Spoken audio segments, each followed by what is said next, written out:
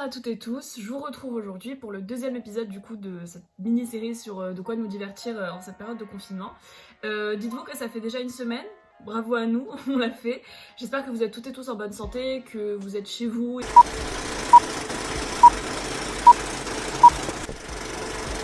J'ai lu un peu vos retours et ça m'a trop fait plaisir. D'ailleurs, n'hésitez pas encore une fois à commenter toutes vos recommandations et vous m'envoyez souvent des messages, mais je les lis tous et franchement vos commentaires sont incroyables de quand il y en a. Du coup, je voulais juste vous remercier et j'ai écouté un peu ce que vous m'avez dit, donc on va faire une fois par semaine pendant le confinement ce format et surtout je vais faire 3 recommandations dans chaque médium on va dire par vidéo parce que 5 c'était peut-être un petit peu trop, je me suis un peu emportée, donc là on va en faire 3 et je pense que si besoin est on ajoutera d'autres trucs si vous voulez. Dans tous les cas comme d'habitude je vous invite à me suivre sur Instagram @6themovies parce que tous les jours on discute et on partage des trucs là-bas encore plus. Du coup trêve de blabla, du coup on va commencer comme la dernière fois par les bouquins. Alors j'en ai cette fois-ci donc 3 et c'est des lectures beaucoup plus fines que ce que je vous ai recommandé la dernière fois. La première c'est Nous sommes toutes féministes mais qui a été mal traduite de base, c'est We Should All Be Feminists donc de Chimamanda Ngozi Adichie. Qui est une autrice et activiste féministe. En fait c'est une retranscription de son TED Talk qui est très intéressant et ça c'est la première partie du bouquin. La deuxième partie c'est Les Marieuses, donc c'est une nouvelle qu'elle a écrite et bon ça coûte vraiment genre 2 € en folio et ça se trouve partout. Ça se lit en une demi-heure, vraiment c'est comme écouter un TED Talk et vous pouvez d'ailleurs l'écouter, je vous recommande ça, un peu comme un podcast. C'est vraiment très intéressant, c'est sur un féminisme intersectionnel donc pas forcément que européen ou occidental et c'est sur en tout cas je sais que moi c'est un des livres qui m'a le plus ouvert les yeux sur le féminisme. Il est sorti en 2014 et c'est à peu près à ce moment là que je l'ai lu, donc j'avais 14 ans et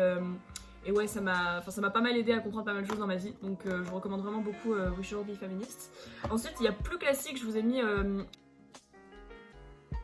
Gatsby le Magnifique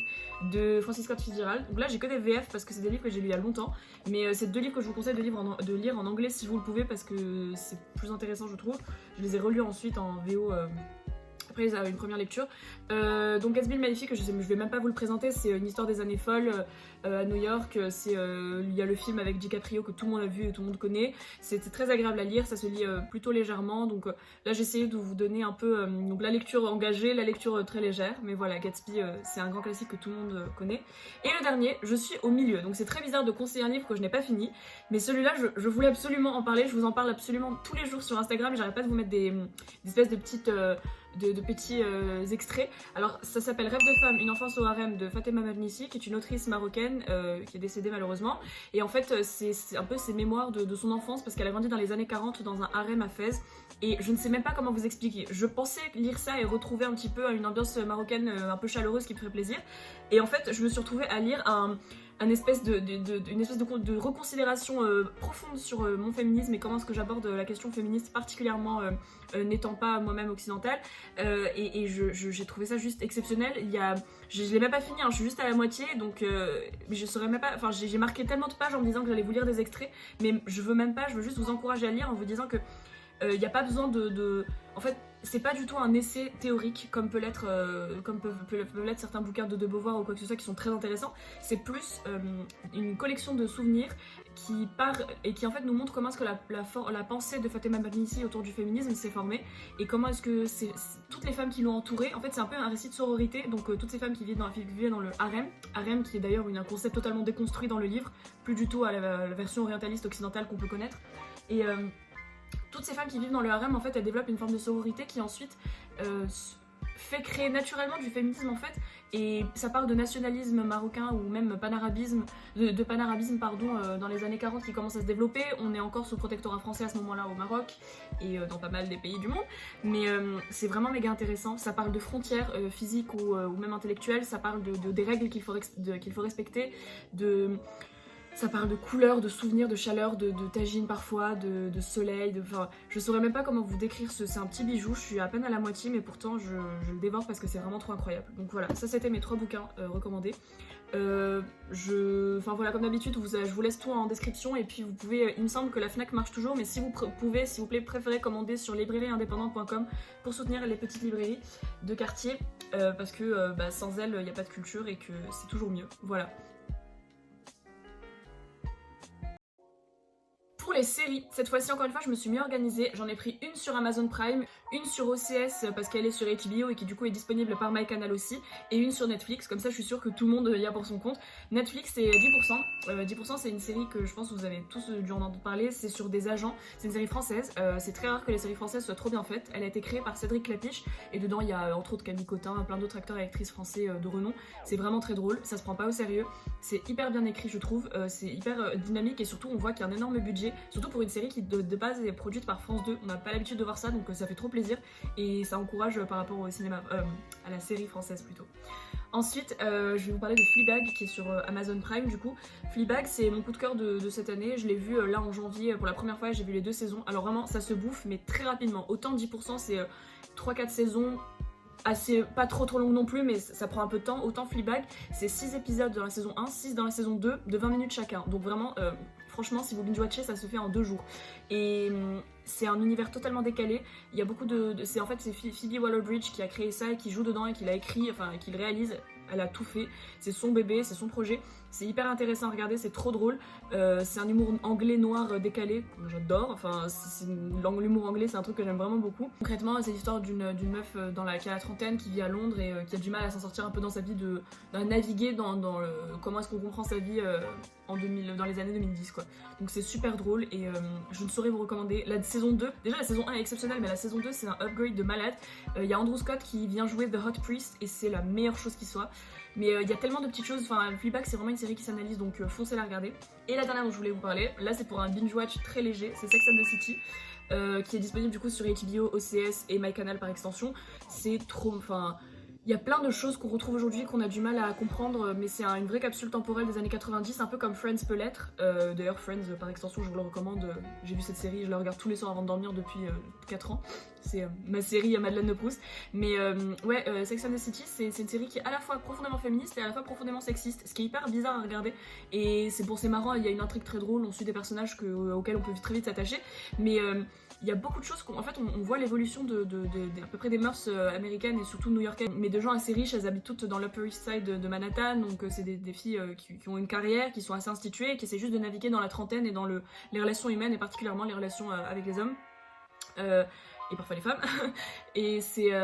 Enfin je sais pas, Sex and the City, je suis vraiment très mitigée, je vous la conseille quand même parce que c'est un truc qui se regarde facilement, c'est des épisodes de 20 minutes qui se bouffent à la suite comme ça, quand on est confiné ça se voit rapidement, mais il y a un mood new-yorkais des années 90 qui est génial, enfin en termes de costumes, de décors et tout, c'est trop marrant, et après c'est sûr qu'il faut regarder ça... Enfin regarder ça à l'œil d'aujourd'hui, parfois ça peut être décalé, mais je conseille quand même, enfin, c'est vraiment très sympa Sex and the City. Faut juste avoir la conscience du fait qu'il faut peut-être plus aborder les choses comme elles l'étaient faites à ce moment-là.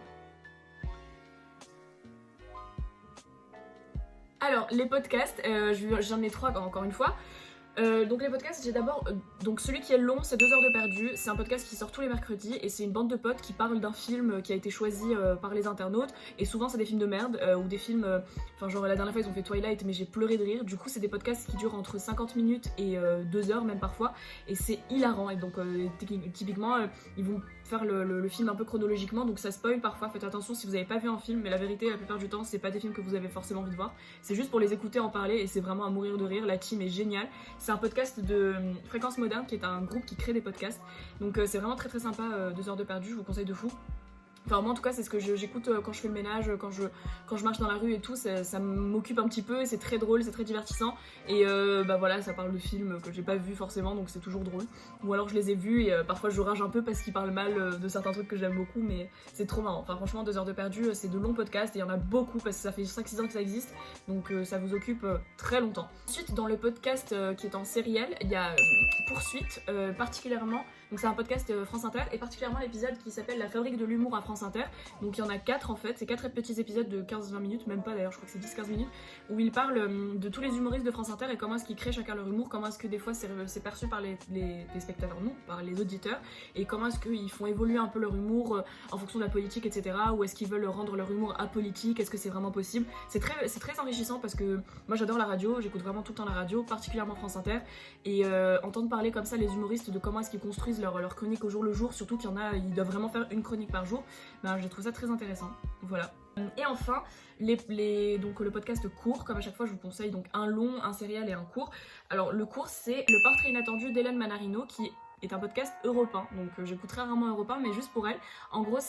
elle reçoit, enfin c'est pendant la matinale quand ils reçoivent un des invités, c'est une personne qui va en 3-4 minutes faire le portrait de cette personne, mais un portrait totalement abscon, enfin en prenant des informations personnelles de l'invité, donc typiquement comment est-ce qu'il boit ses céréales, comment est-ce qu'il mange ses céréales le matin, est-ce qu'il boit du café ou du thé, est-ce qu'il a un chat qui s'appelle, quand il était petit il avait un chat qui s'appelait Moustache, enfin des trucs vraiment très random, mais c'est vraiment à mourir de rire parce qu'on entend l'invité se découvrir ça et se dire mais comment vous avez eu ces infos, et en fait généralement elle va contacter la famille de la personne ou des trucs comme ça pour avoir des infos un peu spéciales, mais c'est très très drôle à entendre, puis ça dure 3-4 minutes, quand c'est des invités qui moi m'intéressent pour leur actualité culturelle ou quoi que ce soit, c'est toujours très drôle à écouter, donc voilà. Donc pour les films, encore une fois, j'en ai pris un sur Netflix, un qui est sur le catalogue permanent pas permanent mais genre mensuel de la Cinétech, donc l'abonnement qui est à 2,90€ par mois, qui vaut largement la peine, et un qui est sur Canal+, enfin sur MyCanal, parce que MyCanal est ouvert en ce moment il me semble. Celui sur Netflix c'est Casino de Scorsese, je vais pas vous m'étaler, c'est juste que c'est un des meilleurs Scorsese, il est vraiment très sympa, il y a Sharon Stone, De Niro, Joe Pesci, enfin bref, les classiques qui sont toujours dans le cinéma de Scorsese, c'est la quintessence de la mafia et de ça se passe dans un casino, la drogue, les jeux, enfin c'est un truc très immersif, ça dure très longtemps, mais franchement je l'ai vu en une fois parce que, pas aussi longtemps que The Irishman, mais c'est très agréable et je dirais pas agréable, je dirais plutôt d'ailleurs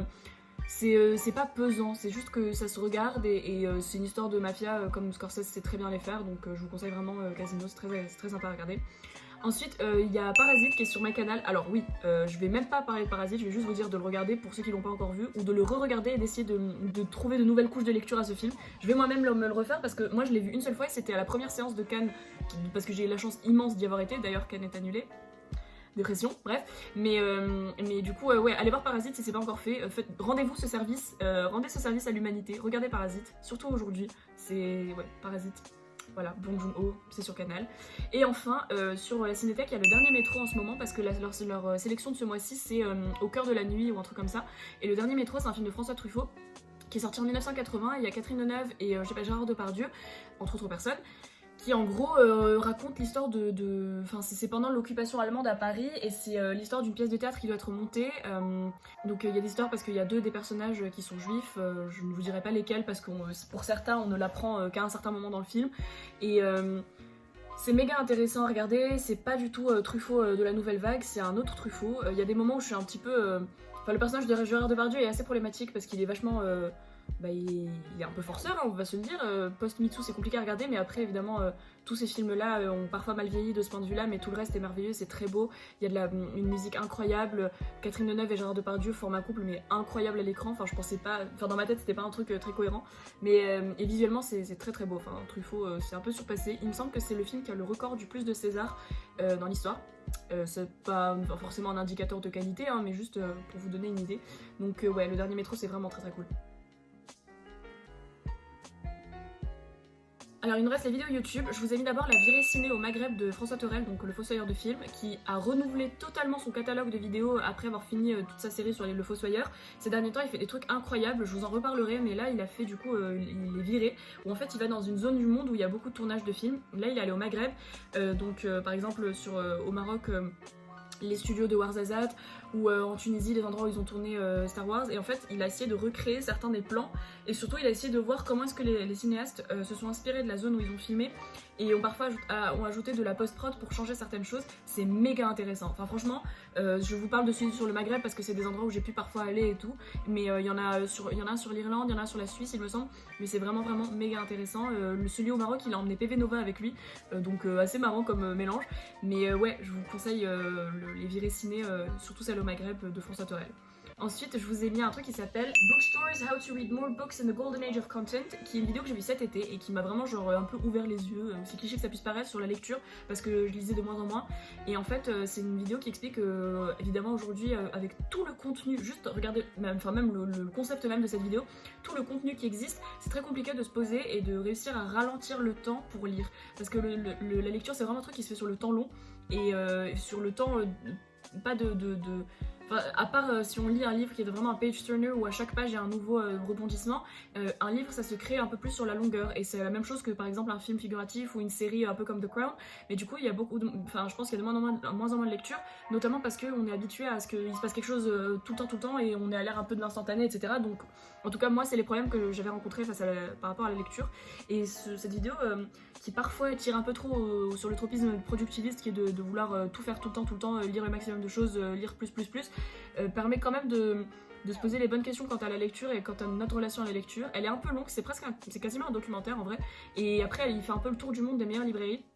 Mais moi j'ai vraiment adoré, j'ai trouvé ça très agréable à écouter, à regarder, il y avait de belles images sur les librairies, des interviews de personnes très intéressantes sur comment est-ce qu'elles ont changé leur manière de lire, il y a je crois il me semble le mec qui lit le plus vite au monde qui fait une intervention, donc voilà c'est vachement intéressant à regarder cette vidéo. Et la dernière c'est Why Greta Gerwig should have won the Best Directing Oscar.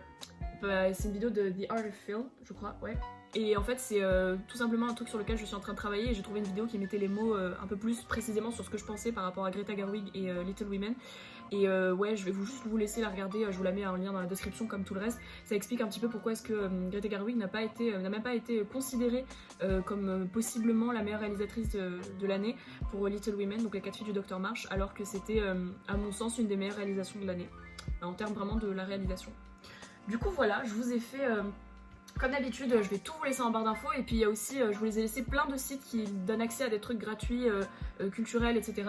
Je sais que ça peut être très compliqué parce qu'il y a beaucoup de contenu et on est un peu stressé à droite à gauche par tout le monde qui nous dit qu'il faut absolument qu'on regarde la masse de choses et qu'on soit productif et qu'on soit abreuvé de culture en permanence. Mais en réalité,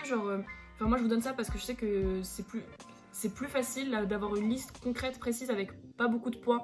sur lesquels on peut aller doucement, que plutôt d'avoir, par exemple, moi ce qui m'a stressé c'est de voir les listes genre 1500 films disponibles gratuitement sur internet, et moi je suis là mais wow, ça fait beaucoup, comment je choisis, mais donc j'espère que ça vous aide un petit peu d'avoir des petits points comme ça avec un peu de détails sur pourquoi regarder, pourquoi écouter, pourquoi lire ça, et j'espère que vous allez bien, que vous êtes tous et toutes en bonne santé, et je vous souhaite une bonne deuxième semaine de confinement. Je vous retrouve du coup lundi prochain en principe pour le 3e épisode, si ça vous plaît toujours, et je vous souhaite une bonne semaine.